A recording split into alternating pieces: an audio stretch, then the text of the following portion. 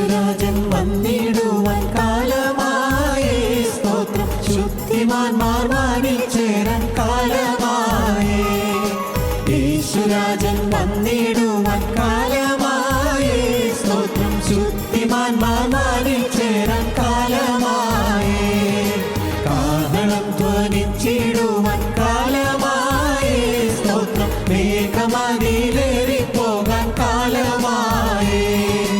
കാഹളം ധ്വനിച്ചിടുവാൻ കാലമായി സ്തോത്രം. മേഘമതിലേറിപ്പോകാൻ കാലമായി.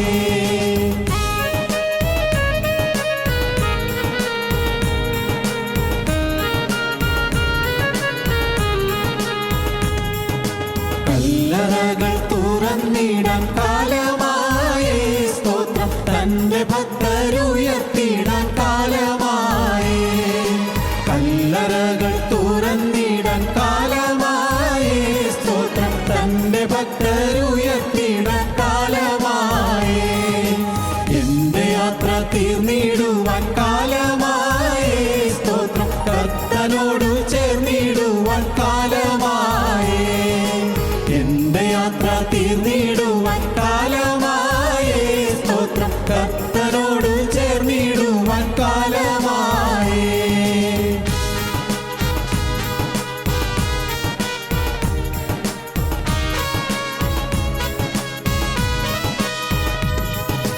വെള്ളയങ്കി ധരിച്ചിടാൻ കാലമായി സ്തോത്രം. പൊൻകുരുത്തോലയേന്തിടാൻ കാലമായി.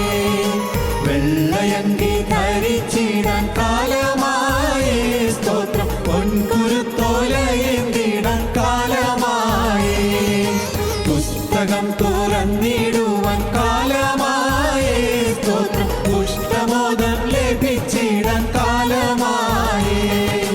പുസ്തകം തുറന്നിടുവാൻ കാലമായി സ്തോത്രം. പുഷ്ടമോദം ലഭിച്ചിടാൻ കാലമായി.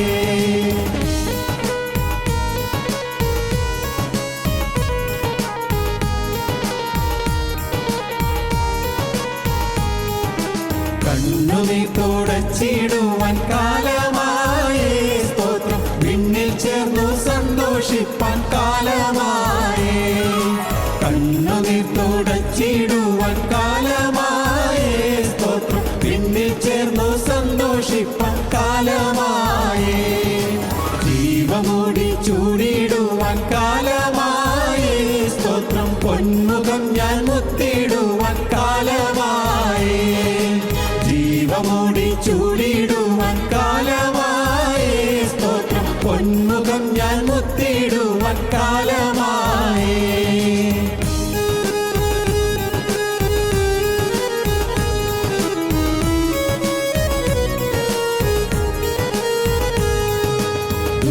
ഗീതം പാടിടുവാൻ കാലമായി സ്തോത്രം. ഞാനും ചേർന്ന ഗീതം പാടാൻ കാലമായി.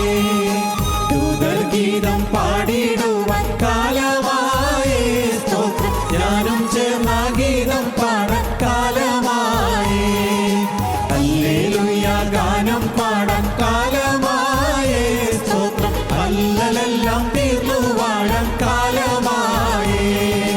ഹല്ലേലൂയ ഗാനം പാടാൻ കാലമായി സ്തോത്രം. അല്ലലെല്ലാം തീർന്നു വാഴാൻ കാലമായി. ഞങ്ങളും ക്രൂശിക്കപ്പെട്ട ക്രിസ്തുവിനെ പ്രസംഗിക്കുന്നു. ദൈവ തിരുനാമത്തിന് മഹത്വം ഉണ്ടാകട്ടെ. ദൈവകൃപ നമുക്ക് വായിക്കാം. അപ്പോസ്തലപ്രവൃത്തികളുടെ പുസ്തകം 7-ാം അധ്യായം 44-ും 45-ഉം വാക്യങ്ങൾ വായിക്കാം. നീ കണ്ട മാതിരിക്കൊത്തവണ്ണം അതിനെ തീർക്കണമെന്ന് മോശയോട് അരുളിച്ചെയ്തവൻ കൽപ്പിച്ചതുപോലെ നമ്മുടെ പിതാക്കന്മാർക്ക് മരുഭൂമിയിൽ സാക്ഷ്യകൂടാരം ഉണ്ടായിരുന്നു. നമ്മുടെ പിതാക്കന്മാർ അത് ഏറ്റുവാങ്ങി. ദൈവം നമ്മുടെ പിതാക്കന്മാരുടെ മുമ്പിൽ നിന്ന് നീക്കിക്കളഞ്ഞ ജാതികളുടെ അവകാശത്തിലേക്ക് യോശുവയുമായി കൊണ്ടുവന്ന് ദാവീദിൻ്റെ കാലം വരെ വെച്ചിരുന്നു. അവൻ ദൈവത്തിന് മുമ്പാകെ കൃപ ലഭിച്ചു. യാക്കോബിൻ്റെ ദൈവത്തിന് ഒരു വാസസ്ഥലം ഉണ്ടാക്കുവാൻ അനുവാദം അപേക്ഷിച്ചു. ദാവീദ് ദൈവത്തിൻ്റെ കൃപ പ്രാപിച്ചു. ദാവീദ് രാജാവിന് ദൈവത്തിൻ്റെ കൃപ ലഭിച്ചു. ഇതിനു മുമ്പൊരു അവസരത്തിൽ നാം ചിന്തിക്കുകയുണ്ടായി വിശുദ്ധ മാതാവിന് ദൈവകൃപ ലഭിച്ചു എന്ന്. ക്രിസ്തു ഉദരത്തിൽ ഉരുവായി, അത് ദൈവകൃപയായിരുന്നു. വിശുദ്ധ മാതാവിൻ്റെ ഉദരത്തിൽ കർത്താവായ യേശു ക്രിസ്തു ഉരുവായി, ദൈവത്തിന് ഉരുവായി, ദൈവകൃപ. ഇന്ന് നാം ദാവീദിന് ലഭിച്ച ദൈവകൃപയെക്കുറിച്ച് ചിന്തിക്കുകയാണ്. ദാവീദിന് ദൈവകൃപ ലഭിച്ചു. ഇസ്രായേൽക്കാർ മരുഭൂമിയിൽ കൂടി യാത്ര ചെയ്തപ്പോൾ ദൈവീക സാന്നിധ്യം അവർക്ക് ലഭിച്ചത് സാക്ഷ്യ കൂടാരം വഴിയായിട്ടായിരുന്നു, സമാഗമന കൂടാരം. ആ സാക്ഷ്യ കൂടാരത്തിൽ ദൈവം എഴുന്നള്ളി വരികയും അവരെ നയിക്കുകയും നടത്തുകയും ചെയ്തുകൊണ്ടിരുന്നു. 600,000 പേര് ഒരുമിച്ച് ഈജിപ്തിൽ നിന്ന് അങ്ങ് പലസ്തീനിലേക്ക് നീങ്ങുകയായിരുന്നു. മിസ്രൈമിൽ നിന്ന് കനാനിലേക്ക് പോവുകയായിരുന്നു. മരുഭൂമി യാത്ര ചെയ്യണം. മരുഭൂമിയിൽ അവരെ വഴി നടത്തുന്ന സാക്ഷ്യ കൂടാരത്തിൽ അവരെ ദൃഷ്ടി വച്ചിരുന്നു. സാക്ഷ്യ കൂടാരം അവർ സൂക്ഷിച്ചിരുന്നു. കാലങ്ങൾ മുന്നോട്ട് പോയി, വർഷങ്ങൾ മുന്നോട്ട് പോയി. സാക്ഷ്യ കൂടാരത്തിൽ അധിവസിച്ച ദൈവം ഒരാലയത്തിൽ അധിവസിക്കണമെന്ന് ദൈവം ആഗ്രഹിക്കുന്നത് ദാവീദിന് മനസ്സിലായി. ദാവീദ് ഒരാലയം പണിയണമെന്ന് ആഗ്രഹിച്ചു. ദാവീദ് രാജാവ് ജീവനുള്ള ദൈവത്തിന് ഒരാലയം പണിയണം ദാവീദ് ആഗ്രഹിച്ചു. നാം വായിക്കുന്നത് അങ്ങനെയാണ്. മരുഭൂമിയിൽ നമ്മുടെ പിതാക്കന്മാർക്ക് ഒരു സാക്ഷി കൂടാരം ഉണ്ടായിരുന്നു. നമ്മുടെ പിതാക്കന്മാർ അത് ഏറ്റുവാങ്ങി. ദൈവം നമ്മുടെ പിതാക്കന്മാരുടെ മുമ്പിൽ നിന്ന് നീക്കിക്കളഞ്ഞ ജാതിയുടെ അവകാശത്തിലേക്ക് യോശുവുമായി കൊണ്ടുവന്നു. ദാവീദിൻ്റെ കാലം വരെ ആ സാക്ഷി കൂടാരം വെച്ചിരുന്നു. ദാവീദിന് ദൈവത്തിൻ്റെ കൃപ ലഭിച്ചു.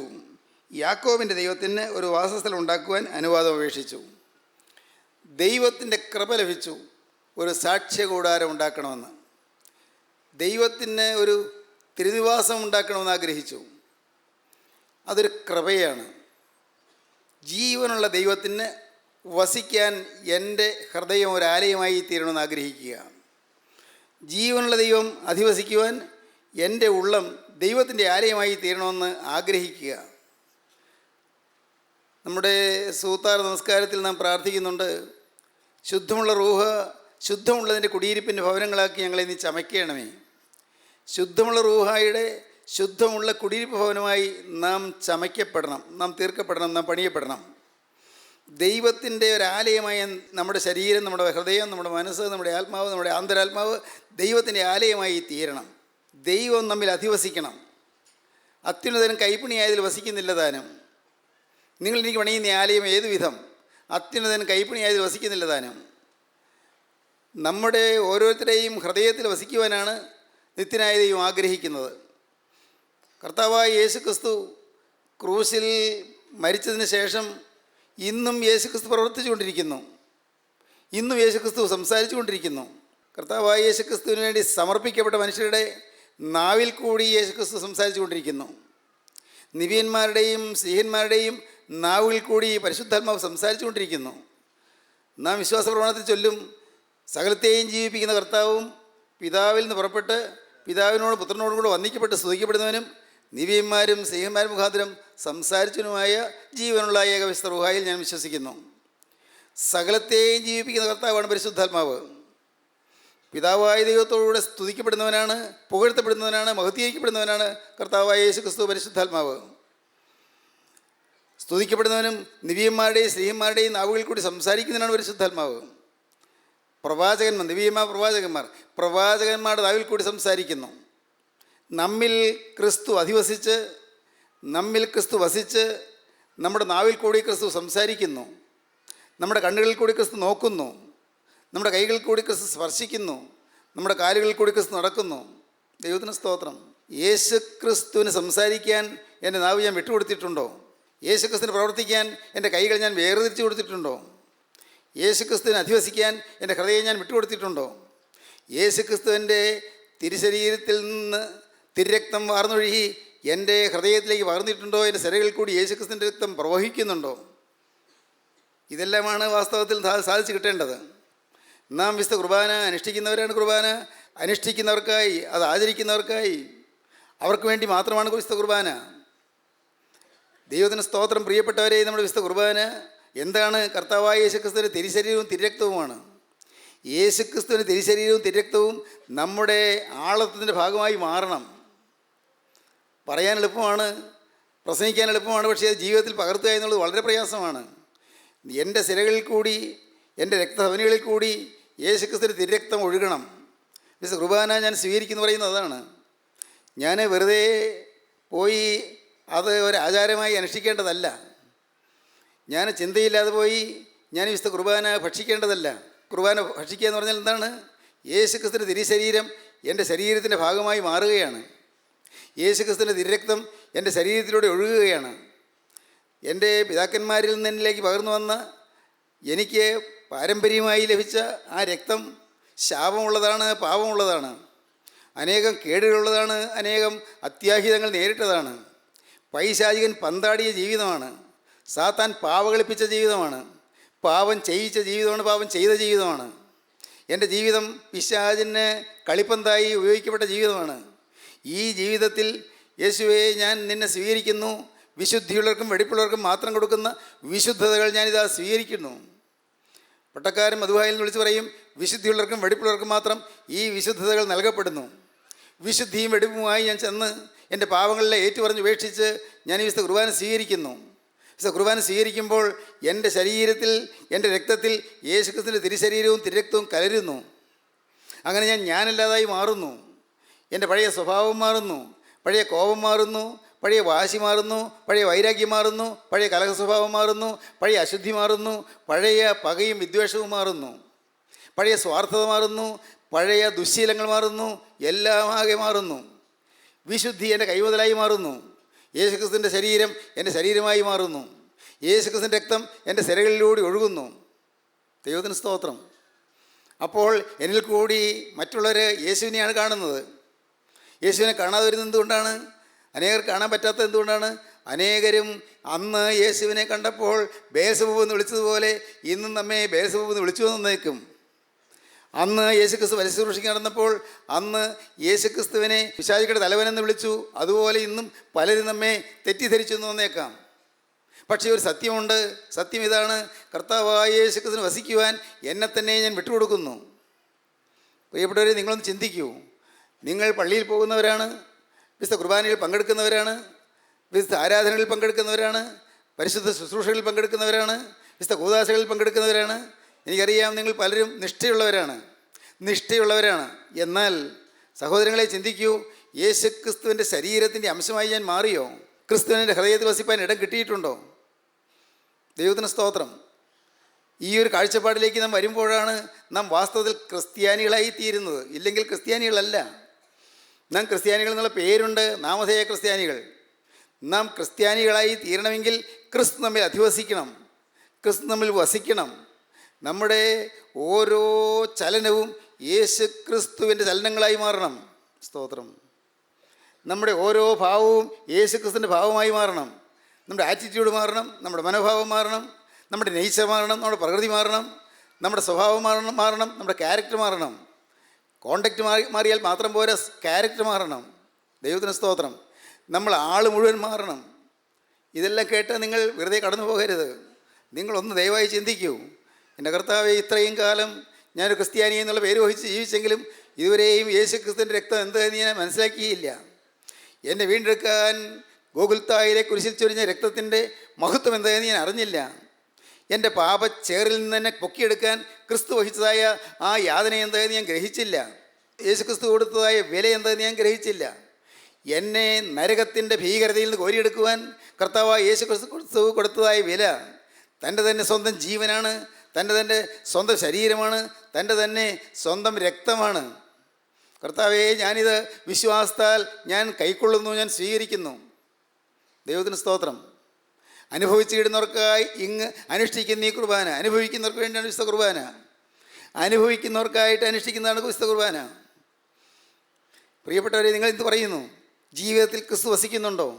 അങ്ങനെ സമർപ്പണം നിങ്ങൾ എടുത്തിട്ടുണ്ടോ? പിന്നെ ഭീതിയില്ല, ഒരു പേടിയുമില്ല, ആരെയും പേടിയില്ല. ധീരതയോടെ നമുക്ക് മുന്നോട്ട് പോകാം. ഒരു ഭീരുത്വം എന്ന് പറയുന്നൊന്നില്ല. നമുക്ക് ചാഞ്ചല്യമില്ല. ആളുകൾ എന്ത് പറയുമെന്നുള്ള ചിന്തയില്ല. ആളുകൾ പരിഹസിക്കട്ടെ, ജനങ്ങൾ ആക്ഷേപിക്കട്ടെ, ഒന്നും മനസ്സിലാക്കാതെ പലരും തെറ്റിദ്ധരിക്കട്ടെ. ഇല്ലാത്ത ആരോപണങ്ങൾ നമ്മുടെ മേൽ ചുമത്തുകയും നമ്മെ അപവാദസരങ്ങൾ കൊണ്ട് വീർപ്പുമുട്ടിക്കുകയും ചെയ്യട്ടെ. സാരമില്ല. യേശു ക്രിസ്തു നമ്മുടെ ഹൃദയത്തിൽ വസിക്കുന്നു. ക്രിസ്തു നമ്മിൽ വാഴുന്നു. ക്രിസ്തു നമ്മെ നയിക്കുന്നു. ലോകത്തിന് മുമ്പിൽ നാം കൂത്തുകാഴ്ചയായി ഭവിക്കുന്നു. ലോകത്തിന് മുമ്പിൽ കൂത്തുകാഴ്ച. ദൈവത്തിന് സ്തോത്രം. അപ്പോസ്തലനായ പൗലോസ് പറഞ്ഞു, നിങ്ങൾക്ക് ഒരു നെറ്റിപ്പട്ടം വേണമെന്ന്. ഒരു നെറ്റിപ്പട്ടം, FFCS. അതെന്താണ്? അത് പുതിയ ഡിഗ്രിയാണ്.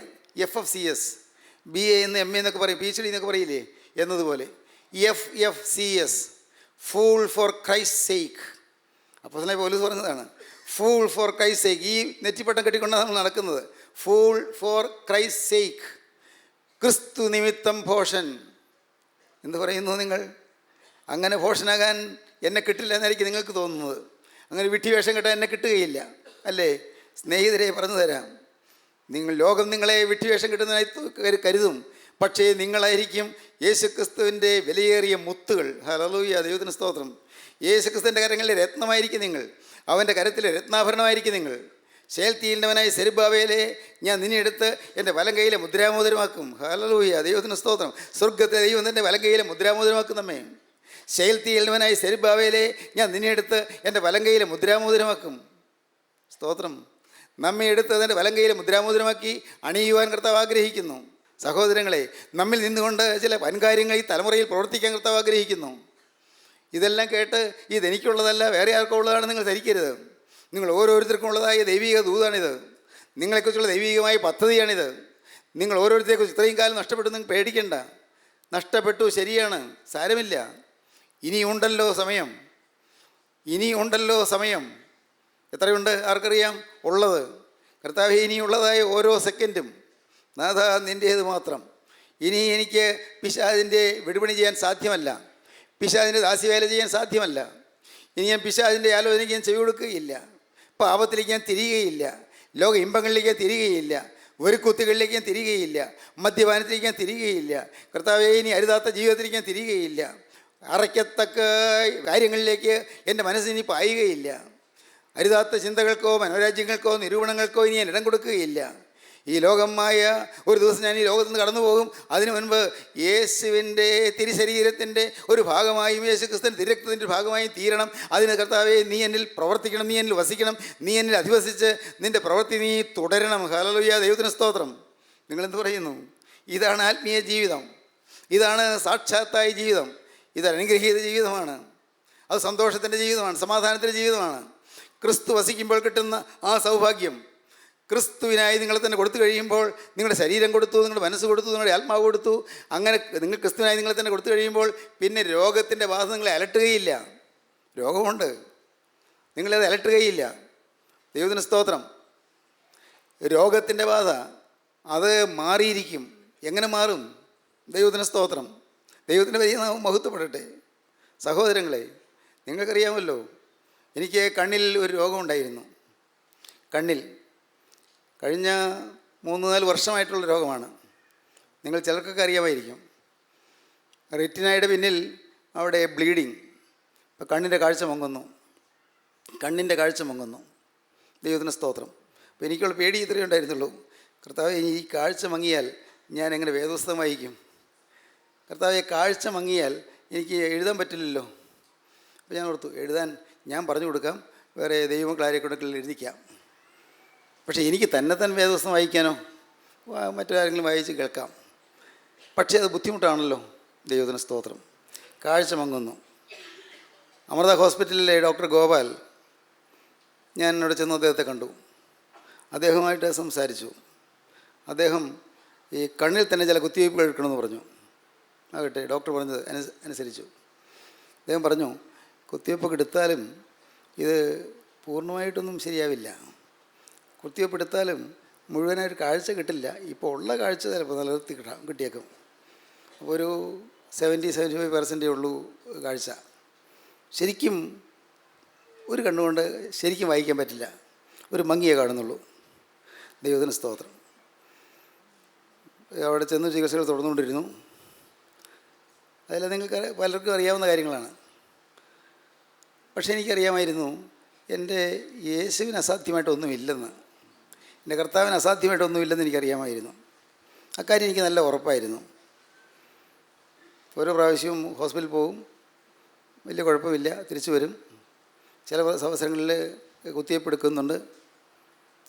കഴിഞ്ഞ കുറച്ച് നാൾ മുമ്പ് അദ്ദേഹം പറഞ്ഞു, ഇനി ഒരു ഇടയ്ക്കൊന്ന് വന്നാൽ മതി, ഒരു ചെക്കപ്പിന് വേണ്ടി വന്നാൽ മതി, വേറെ പ്രശ്നങ്ങളൊന്നും സാരമായിട്ട് കാണുന്നില്ല, പിന്നെ മുഴുവനായിട്ടൊരു കാഴ്ചശക്തി തിരിച്ച് കിട്ടുമെന്ന് പ്രതീക്ഷിക്കേണ്ട. ദൈവത്തിന് സ്തോത്രം. ഏജ് റിലേറ്റഡ് ആണെന്ന് പറഞ്ഞു. വെച്ചാൽ പ്രായം കൂടുമ്പോൾ ചിലർക്ക് വരുന്നൊരു രോഗമാണത്, പ്രായാധിക്യത്തിൽ വരാവുന്നൊരു രോഗമാണ്. എന്നിട്ട് ഈ പ്രാവശ്യം ഞാനും ആലീസും കൂടി ഡോക്ടറെ കാണാൻ പോയി. ഡോക്ടർ നോക്കിയിട്ട് പിന്നീട് ഈ ഒരു സ്കാനിങ് ഒക്കെ എടുത്തു. ഡോക്ടർ പറഞ്ഞു, ചിരിച്ചുകൊണ്ട് പറയുകയാണ്, ദൈവകൃപ. ഈ ഹൈന്ദവനായ ഡോക്ടറാണെങ്കിൽ അദ്ദേഹം പറയുകയാണ്, സാറിൻ്റെ ദൈവം സാറിന് കുറേ കാലം കൂടി നന്നായിട്ട് കാണണമെന്ന് ദൈവം തീരുമാനിച്ചു. അതുകൊണ്ട് ഇപ്പോൾ പൂർണ്ണമായി സൗഖ്യമായിട്ടുണ്ട്.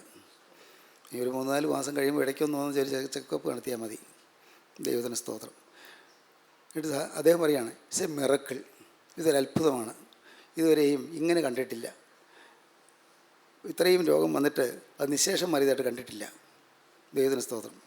പ്രിയപ്പെട്ടവരെ, അദ്ദേഹം പറഞ്ഞു, പ്രഷറും ഷുഗറും ഒക്കെ ഒന്ന് നോർമലായിട്ട് നിർത്തിക്കൊള്ളണേ, അത്രയും മാത്രം മതി. പ്രിയപ്പെട്ടവരെ, അദ്ദേഹം ചിരിച്ച് എന്നോട് പറഞ്ഞു, സാറിൻ്റെ ദൈവത്തിൻ്റെ കൃപ, ദൈവകൃപ. 3 പ്രാവശ്യം പറഞ്ഞു ദൈവകൃപയെന്ന്. ദൈവത്തിന് സ്തോത്രം. എന്താ പറഞ്ഞതെന്നറിയാമോ? കരുണയുള്ള കർത്താവിൻ്റെ കരത്തിന് അസാധ്യമായിട്ടൊന്നുമില്ല. നിങ്ങൾ വിശ്വസിക്കുമോ? അനേകം പ്രശ്നങ്ങളിൽപ്പെട്ട് തളർന്നല്ലേ നിങ്ങളിന്ന് വന്നത്? അനേകം ദുരിതങ്ങളിൽപ്പെട്ട് വലഞ്ഞല്ലേ നിങ്ങൾ വന്നത്? മനസ്സ് വാടിയല്ലേ നിങ്ങൾ വന്നത്? പ്രശ്നങ്ങൾ നിങ്ങളെ തുറച്ചു നോക്കുന്നത് കൊണ്ട് മുന്നോട്ട് പോകാൻ വഴി കാണാതെയല്ലേ നിങ്ങൾ വന്നത്? ഒരു കരയേറ്റമില്ലല്ലോ കർത്താവേ എന്ന് പറഞ്ഞ് കരഞ്ഞുകൊണ്ടല്ലേ നിങ്ങൾ വന്നത്? കുടുംബത്തിലെ സ്വൈര്യം മുഴുവൻ പോയല്ലോ എന്നോർത്ത് വിധിപ്പിക്കൊണ്ടല്ലേ നിങ്ങൾ വന്നത്? എനിക്കൊരു നല്ല കാലം ഉണ്ടോ എന്നോർത്ത് മനസ്സ് മടുത്തല്ലേ നിങ്ങൾ വന്നത്? നിങ്ങളുടെ ജീവിതത്തിൽ ഭാവിയെക്കുറിച്ചുള്ള പ്രതീക്ഷകൾ മങ്ങി നിരാശപ്പെട്ടല്ലേ നിങ്ങൾ വന്നിരിക്കുന്നത്? ഇനി ആശയ്ക്ക് വകയില്ലെന്നല്ലേ നിങ്ങൾ തീരുമാനിച്ചിരിക്കുന്നത്? സ്നേഹിത, ഞാൻ നിന്നോട് പറയട്ടെ, കർത്താവായ യേശുക്രിസ്തുവിന്റെ നാമത്തിൽ നിന്നോട് പറയട്ടെ, ആശയറ്റ് പോയിട്ടില്ല, പ്രതീക്ഷ നശിച്ചു പോയിട്ടില്ല. ഇനിയും ഒരു നല്ല കാലമുണ്ട്, ഇനിയും ഒരു ഉദയമുണ്ട്, ഇനിയും ഒരു പുലരിയുണ്ട്, പ്രഭാതമുണ്ട്. ഈ ഇരുട്ട് നിലനിൽക്കുകയില്ല. ഇരുട്ടിന് ശേഷം ഒരു പ്രഭാതമുണ്ട്. വിശ്വസിക്കൂ. നിങ്ങൾ ദൈവത്തോട് പറയൂ, കർത്താവേ, എൻ്റെ പ്രതിസന്ധികൾ മാറ്റാൻ നിനക്ക് മാത്രമേ കഴിയുകയുള്ളൂ. നാഥ, എൻ്റെ ഈ ശരീരം നിനക്ക് ഞാൻ വിട്ടുതരുന്നു. ഈ ശരീരം നിനക്കായി ഞാൻ പൂർണ്ണമായി വിട്ടുതരുന്നു. ഈ മനസ്സ് നിനക്ക് ഞാൻ വിട്ടുതരുന്നു. എൻ്റെ ദൗർബല്യമാർന്ന ഈ ശരീരം, എൻ്റെ ബലഹീനമായ ഈ ശരീരം, കർത്താവേ, പാപത്തിൽ തഴമ്പിച്ചു പോയ ഈ ശരീരം, എൻ്റെ കർത്താവേ, ഞാനിതാ നിനക്ക് വിട്ടുതരുന്നു. കർത്താവേ, എനിക്കിത് ശുദ്ധീകരിക്കാൻ സാധിക്കുകയില്ല. എന്നാൽ നാഥ, നിൻ്റെ ആ തിരുരക്തം കൊണ്ട് എന്നെ നീ കഴുകിയെടുക്കണമേ. എനിക്ക് വേണ്ടി ഗോകുൽത്തായിൽ ചിന്തിയ തിരുരക്തം, എൻ്റെ പാപം മുഴുവൻ വഹിച്ച തിരുരക്തം, എൻ്റെ പാപം മുഴുവൻ വഹിച്ച് കുരിശിൽ മരിച്ചതായി ദിവ്യ സ്നേഹം. എൻ്റെ കർത്താവേ, എനിക്ക് ഒരു കാരണവശാലും പ്രായശ്ചിത്തം ചെയ്യാൻ നിർവാഹമില്ലാത്ത കാര്യങ്ങളിൽ എൻ്റെ കർത്താവേ, അത് മുഴുവൻ നേറ്റിയെടുത്ത് എനിക്ക് വേണ്ടി പ്രായശ്ചിത്തമായി തീർന്ന ആ സ്വർഗീയ സ്നേഹം, കർത്താവേ, ആ തിരുരക്തം ഞാൻ ആശ്രയിക്കുന്നു. ഇപ്പോൾ നാഥ, നീ എൻ്റെ ഹൃദയത്തിലൊന്ന് വസിക്കണമേ. പരിശുദ്ധാത്മാവിൻ്റെ കുടിയിരിപ്പ് ഭവനമാക്കി എന്നെ തീർക്കണമേ. പരിശുദ്ധാത്മാവിനിൽ അധിവസിക്കണമേ. ദൈവത്തിന് സ്തോത്രം. പരിശുദ്ധാത്മാവിൻ്റെ മന്ദിരമായി തീരുക, അതൊരു ഭാഗ്യമാണ്. പ്രിയപ്പെട്ടവരെ, നിങ്ങളെ മുഴുവനായി കർത്താവിന് വിട്ടുകൊടുക്കുക. ദൈവത്തിൻ്റെ കൃപയാണത്. ദൈവം നിങ്ങൾ അധിവസിക്കുക എന്നുള്ള ദൈവത്തിൻ്റെ കൃപയാണ്. മാനുഷികമായി പറഞ്ഞാൽ നിത്യനായ പരിശുദ്ധനായ ദൈവത്തിന് നിങ്ങൾ അധിവസിക്കാൻ സാധ്യമല്ല. അത്രമാത്രം തെറ്റുകൾ സംഭവിച്ച ജീവിതമാണ്. അഴുക്കിൽ ആണ്ടുപോയ ജീവിതമാണ്. അശുദ്ധിയിൽ രസിച്ചുപോയ ജീവിതമാണ്. ലോകപ്രതാപത്തിന് വേണ്ടി ഓടിയ ജീവിതമാണ്. മനുഷ്യരെ നല്ലതെന്ന് പറയാൻ വേണ്ടി കൊതിച്ച ജീവിതമാണ്. ആളുടെ മുമ്പിൽ വിളങ്ങുവാൻ കൊതിച്ച ജീവിതമാണ്. മനുഷ്യരുടെ മുമ്പിൽ ഷൈൻ ചെയ്യാൻ കൊതിച്ച ജീവിതമാണ്. എൻ്റെ കർത്താവേ, എൻ്റെ ദൈവമേ, മനുഷ്യരുടെ പ്രീതിക്ക് വേണ്ടി ആഗ്രഹിച്ച ജീവിതമാണ്. കർത്താവേ, എനിക്ക് നേതൃത്വം വേണമെന്ന് ആഗ്രഹിച്ച ജീവിതമാണ്. എൻ്റെ കർത്താവേ, തെറ്റുകൾ പറ്റിപ്പോയ ജീവിതമാണ്. ഒരിക്കലും തിരുത്താൻ പാടില്ലാത്ത തെറ്റുകൾ മുഴുകിപ്പോയ ജീവിതമാണ്. ഇഹത്തിലും പരത്തിലും മോചിക്കാത്ത ഏറ്റവും വലിയ അവിശ്വാസം എന്ന മഹാഘോരപാതകത്തിൽ വീണുപോയ ജീവിതമാണ്. കർത്താവേ, എനിക്ക് വേറെ ഒന്നും പറയാനില്ല. ഈ ജീവിതം തകർന്ന ജീവിതമാണ്. എന്നാൽ അത് ഞാൻ എൻ്റെ സൃഷ്ടാവിൻ്റെ പാദപീഠത്തിൽ താഴ്ത്തി വയ്ക്കുകയാണ്. കുരിശിൻ്റെ ചുവടിലേക്ക് ഞാനിതാ താഴ്ത്തി വയ്ക്കുകയാണ്. കുരിശിൽ കൂടി ഒലിച്ചിറങ്ങിയ ആ തിരുരക്തം ഇപ്പോൾ ഒരു തുള്ളി എൻ്റെ നെറ്റിയിലൊന്ന് പതിയണമേ. ഹല്ലേലൂയ, ദൈവത്തിന് സ്തോത്രം. എൻ്റെ നെറ്റിയിലെ തിരുരക്തം പതിയണമേ. എന്നെ നീ കഴുകിയെടുക്കണമേ. എന്നെ നീ വിശുദ്ധീകരിച്ചെടുക്കണമേ. എൻ്റെ പാപങ്ങൾ നീ പോക്കണമേ. പാപങ്ങളെല്ലാം പോക്കി എനിക്കൊരു ശുദ്ധീകരണം തരണമേ. കർത്താവേ, എന്നെ നിൻ്റെ മകനാക്കി തീർക്കണമേ. എന്നെ നിൻ്റെ മകളാക്കി തീർക്കണമേ. ദൈവത്തിന് സ്തോത്രം. എൻ്റെ സഹോദരങ്ങളെ, അത് കൃപയാണ്, ദൈവത്തിന് കൃപയാണ്. ദാവീദ് ദൈവത്തിന് ഒരു ആലയം പണിതു.